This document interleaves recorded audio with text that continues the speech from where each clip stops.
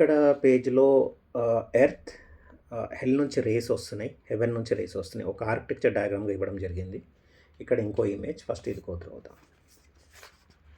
Great discovery of Raghuveer Maganti. The rays comes every fraction of second must deliver to every fraction of inch on the earth, that is living, non-living things can consume or will consume, can or will be defined based on person wish, want, hard work, scope, achieve target. Here will got two meanings. Enforce want. So అదే ఇక్కడ ఎర్త్కి ఒక కిరణాలు హెల్ నుంచి haven నుంచి రెగ్యులర్గా వస్తూ ఉంటాయి. అది కన్స్యూమ్ మనుషులు కానీ చెట్లు కానీ ప్రతి ఒక్కటి లివింగ్ నాన్ లివింగ్ ఏదైతే ఉన్నాయో మట్టి కానీ కొండలు కానీ అన్నీ కన్జ్యూమ్ చేసుకుంటుంది ఎవ్రీ ఫ్రాక్షన్ ఆఫ్ సెకండ్. ఆ కన్జ్యూమ్ చేసుకునేది కావాలని కన్జ్యూమ్ చేసుకుంటుంది. మీన్స్ వాళ్ళు ఏదైతే పని చేస్తున్నారో ఆ పని కొరకు కన్జ్యూమ్ చేసుకుంటుంది. ఆ కన్జ్యూమ్ చేసుకోకపోతే కనుక ఫోర్స్ చేస్తుంది కన్జ్యూమ్ చేసుకునేటట్టుగా. కానీ కన్జ్యూమ్ చేసుకోవడం వచ్చినా ఖచ్చితం, కన్జ్యూమ్ చేసుకోవడం మట్టికి ఖచ్చితం. సో అక్కడ అంటే ఇక్కడ ఎర్త్ అన్న గ్రోత్ టార్గెట్ ఆల్రెడీ డిఫైన్ అయిపోయి ఉంది. అది నీకు ఇష్టమై చేయి, ఇష్టం లేదు అంటే కనుక ఫోర్స్ చేసి చేపిస్తుంది. దాని గురించి ఇక్కడ చెప్పడం జరిగింది. అదే పాయింట్ ఇక్కడ సెకండ్ పాయింట్ అందరు మనుషుల ఫోటో ఇవ్వడం జరిగింది. ఏం రాశారంటే all human does in life is integration. So human అనేటోడు అంటే మనిషి అనేటోళ్ళు ఇంటిగ్రేషన్ చేస్తారు, అంతకంటే ఇంకా ఎక్కువ ఏం చేయరు. ఈ నీరు, నేల, గాలి, ఆకాశం ఇవన్నీ కూడా ఆల్రెడీ క్రియేట్ అయింది. ఈ మనిషి క్రియేట్ చేసింది కాదు. ఒక ప్రోడక్ట్ డెవలప్ అయింది, ఇంకో ప్రోడక్ట్ డెవలప్ అయింది. ఈ రెండు ప్రోడక్ట్ కలుపుతారు, కొత్త ప్రోడక్ట్ క్రియేట్ చేస్తారు. వాటర్ తీసుకుంటారు, గాలి తీసుకుంటారు, ఇంకోటి తీసుకుంటారు, దాని నుంచి ఇంకో ప్రోడక్ట్ తయారు చేస్తారు, ఒక వస్తువు తయారు చేస్తారు. సో మనిషి చేసేది ఏంటి అంటే కనుక రోజులు గడిచే కొద్దీ కొత్త కొత్త ప్రోడక్ట్ ఇంటిగ్రేట్ చేసుకుంటా పోతారు. దాని గురించే రాశారు. అంటే మనిషి ఇంటిగ్రేట్ చేస్తారు.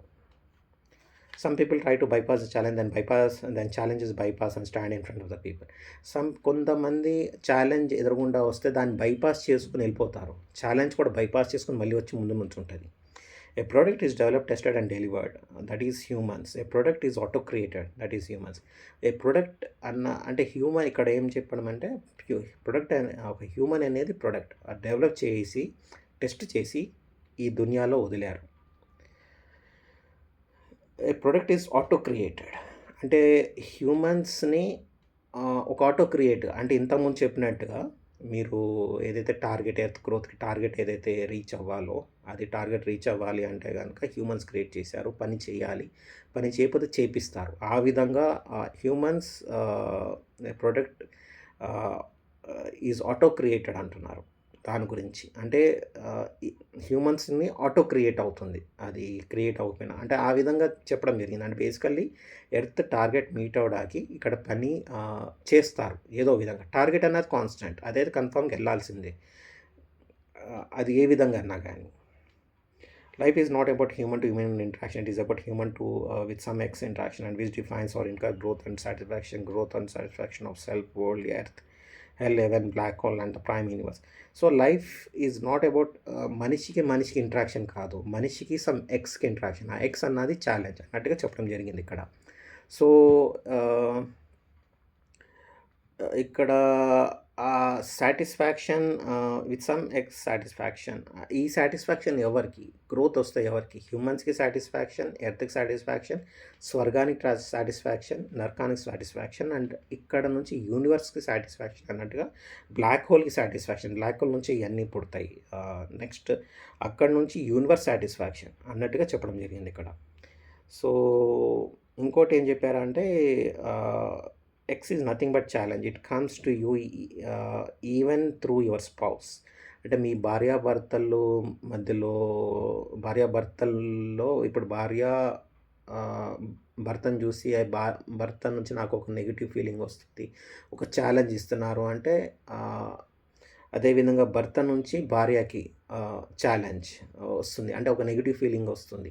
అంటే ఇక్కడ ఓవరాల్గా ఏం చెప్పడం జరిగిందంటే మనిషి ఇంట్రాక్షన్ కాదు, మనిషి ఛాలెంజ్ ఇంట్రాక్షన్. ఆ ఛాలెంజ్ మీ భర్త నుంచి రావచ్చు, మీ భార్య నుంచి రావచ్చు అన్నట్టుగా చెప్పడం జరిగింది. And you won't be successful unless you face challenge and overcome it. మీరు జీవితంలో సక్సెస్ అవ్వరు ఒక ఛాలెంజ్ని ఓవర్కమ్ చేసే వరకు అన్నట్టుగా చెప్పడం జరిగింది. Don't tell my life is good. Good time ఉన్నప్పుడు నా లైఫ్ బాగుందని ప్రత్యేకంగా చెప్పవసరం లేదు. అది వేరు.